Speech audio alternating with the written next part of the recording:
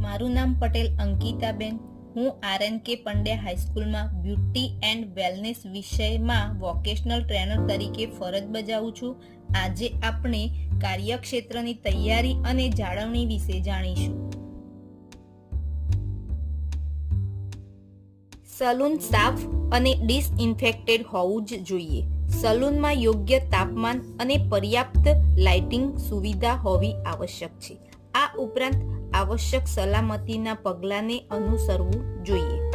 Beauty અને wellness ક્ષેત્રે સ્વચ્છતા ખૂબ જ મહત્વપૂર્ણ છે, જેથી સલૂનમાં કાર્યક્ષેત્રે હંમેશા પૂરતી સલામતીના પગલાં સાથે સાફ રાખવું આવશ્યક છે. ગ્રાહકની ટ્રીટમેન્ટ શરૂ થતાં પહેલા ટ્રીટમેન્ટમાં ઉપયોગમાં લેવામાં આવતી સામગ્રીઓ અને સાધનો પહેલાથી જ ગ્રાહકના બેસતા પહેલા તેની આસપાસ ગોઠવાઈ જવા જોઈએ. દરેક ટ્રીટમેન્ટ પૂરી થયા પછી ત્વરિત કચરાનો નિકાલ કરવો અતિ આવશ્યક છે. સાધનોની સફાઈ અને ડિસઇન્ફેક્શન કરવું ફરજિયાત છે. કાર્યક્ષેત્રની આવશ્યકતાઓ આ પ્રમાણે છે, જેમ કે સ્વચ્છ અને ડિસઇન્ફેક્ટેડ વાતાવરણ, સ્વચ્છ ખુરશી, ટુવાલ અને એપ્રોન, જરૂરી વેન્ટિલેશન અને લાઇટ, તાપમાન નિયંત્રકો, ક્લાયન્ટોના સામાન રાખવા માટે હલનચલન કરી શકાય તેટલી જગ્યા હોવી જોઈએ. કાર્યક્ષેત્રમાં શાંત વાતાવરણ સાથે હળવું અને સુખદ સંગીત વાગતું હોવું જોઈએ, કારણ કે તે રિલેક્સ થવામાં સહાય કરે છે. ટ્રીટમેન્ટ માટે જરૂરી સાધનો અને વસ્તુઓ હાજર હોવી જોઈએ. ટ્રીટમેન્ટમાં ઉપયોગમાં લેવામાં સાધનો ટ્રોલીમાં ગોઠવાયેલા હોવા જોઈએ. ક્લાયન્ટનું રેકોર્ડ કાર્ડ પણ હોવું જોઈએ. પર્યાપ્ત રૂ અને ટિશ્યુ પણ હોવા જોઈએ. સ્ટરીલાઇઝેશન અને ડિસઇન્ફેક્શનની પદ્ધતિઓ વિશે જાણીશું. સાધનોની સ્વચ્છતા, સ્ટરીલાઇઝેશન અને ડિસઇન્ફેક્શન એ ગંદકી અને ચેપને રોકવાના માર્ગો છે. આ ઉપરાંત સ્વચ્છ ટુવાલ, સ્પ્રે બોટલ, સ્પેચ્યુલા વગેરે ગંદકી અને ચેપને ટાળવા માટે ઉપયોગમાં લેવાય છે. સફાઈથી માત્ર ધૂળ અને સેપટ દૂર થાય છે, જેમ સ્ટરીલાઇઝેશન અને ડિસઇન્ફેક્શન પહેલા કરવામાં આવે છે. બીજું પગલું ડિસઇન્ફેક્શન છે, જે બેક્ટેરિયા, વાયરસ અને ફૂગને મારી નાખે છે. સ્ટરીલાઇઝેશન એ સ્ટીમની મદદથી સૂક્ષ્મ જીવોને મારી નાખવાની પદ્ધતિ છે. આ પ્રક્રિયામાં ઓટોક્લેવનો ઉપયોગ કરવામાં આવે છે. મેટલમાંથી બનેલા આ સાધનો, જેમ કે કાતર અને ટ્વીઝર અને થોડા ગરમી પ્રતિરોધક ગ્લાસવેર પણ ઓટોક્લેવિક સ્ટરીલાઇઝેશન કરી શકાય છે.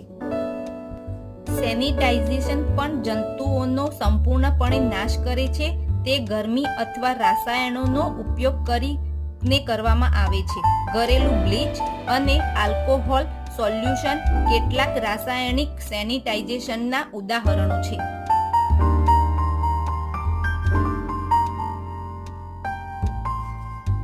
હવે આપણે આસિસ્ટન્ટ બ્યુટી થેરાપિસ્ટ માટે ટિપ્સ વિશે જાણીશું. સલૂનનો યુનિફોર્મ પહેરવો જોઈએ અને ખાતરી કરવી કે તે સ્વચ્છ, સુઘડ અને ઇસ્ત્રી કરેલો હોવો જોઈએ. તેમણે પોતાની સ્વચ્છતાનું વધુ ધ્યાન રાખવાનું રહેશે, કારણ કે તેઓ એ ગ્રાહકની ખૂબ જ નજીકથી કામ કરવાનું હોય છે. હેરસ્ટાઇલ પણ એવી રાખો કે તમારા બધા જ વાળ સુઘડ રીતે બંધાયેલા હોય. નખ કપાયેલા અને સ્વચ્છ રાખો. ઓછામાં ઓછા ઘરેણાં પહેરો. પગરખા એવા પહેરો કે જે આરામદાયક હોય. કાર્યક્ષેત્રમાં ખાવા કે પીવાનું ટાળો. નમ્રતાપૂર્વક બોલો.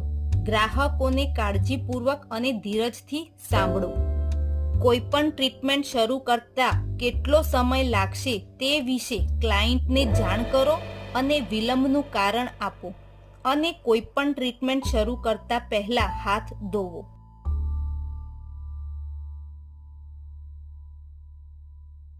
હવે આપણે કચરાનો સલામત રીતે નિકાલ કેવી રીતે કરવો તેના વિશે જાણીશું. કચરાનો સલામત નિકાલ એ એક મહત્વપૂર્ણ પગલું છે, કારણ કે તે ગંદકી અને ચેપને રોકવામાં મદદ કરે છે. સર્વિસ પૂરી થયા પછી બાકી રહેલો કચરો સલૂનમાં કામ કરતા કર્મચારીઓ તેમજ ગ્રાહકો બંનેના આરોગ્ય માટે જોખમો ઊભા કરી શકે છે. આ ઉપરાંત તે સલૂન વિશે ખરાબ છાપ છોડી શકે છે. રૂ, ટીશ્યુ, વેક્સની પટ્ટીઓ વગેરે જેવી નિકાલજોગ વસ્તુઓ ઉપયોગ કર્યા પછી તરત જ કવર કરેલી કચરા પેટીમાં ફેંકવી. બીજી ટ્રીટમેન્ટ શરૂ થતાં તે પહેલા નીચે પડેલા વાળનું ક્લિનિંગ અને ફ્લોરનું સ્વીપિંગ થવું જરૂરી છે. સર્વિસ પત્યા પછી સાધનોને સાફ કરો અને તેમને સ્ટરીલાઇઝ કરો. દરેક ટ્રીટમેન્ટ પતે પછી કાર્યક્ષેત્રની સફાઈ થઈ છે કે નહીં તેની ખાતરી કરો. સાધનો અને કાર્યક્ષેત્રને ડિસઇન્ફેક્શન કરો અને સ્ટરીલાઇઝ કરો. દરેક ઉપચાર પછી કાર્યક્ષેત્રમાં સીટ અને ટુવાલ બદલો. વપરાયેલ ટુવાલ અને લિનન વોશિંગ માટે લોન્ડ્રી બાસ્કેટમાં રાખો. હવે આપણે વસ્તુઓ અને સાધનોનું સ્ટોરેજ વિશે જાણીશું. ઉપયોગ કર્યા પછી વસ્તુઓ અને સાધનોને તેમના ઉચિત સ્થાને મૂકતા પહેલા સ્વચ્છ, ડિસઇન્ફેક્ટ અને સ્ટરીલાઇઝ કરવાનું યાદ રાખો. ઈજાથી બચવા માટે ધારદાર સાધનોના સલામત સંગ્રહની ખાતરી કરો. તમારા યુનિફોર્મના ખિસ્સામાં ધારદાર સાધનો મૂકશો નહીં. ઇલેક્ટ્રોનિક સાધનોનો સાવચેતીથી ઉપયોગ કરો. તેના વાયરો કે ખુલ્લો ભાગ ફ્લોર પર ખુલ્લા મૂકશો નહીં. જ્યારે ઇલેક્ટ્રિકલ સાધનો વપરાશમાં ન હોય ત્યારે બંધ રાખો.